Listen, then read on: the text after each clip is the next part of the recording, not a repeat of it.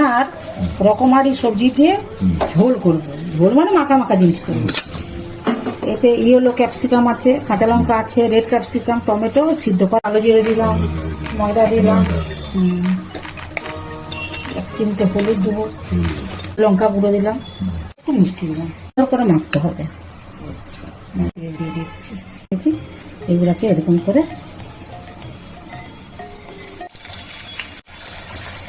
খাবার সোডা না দিতে এত ফুলে গেছে বলো। জিরে দিচ্ছি, হ্যাঁ, ইয়েলো ক্যাপসিকাম, কাঁচা লঙ্কা, হলুদ দিলাম, গুঁড়ো দিলাম জিরে আর ধনে লবণ দিয়ে দিলাম। এটা কিন্তু সম্পূর্ণ নিরামিষ, জানো তো, দিয়ে দিচ্ছি গরম জল।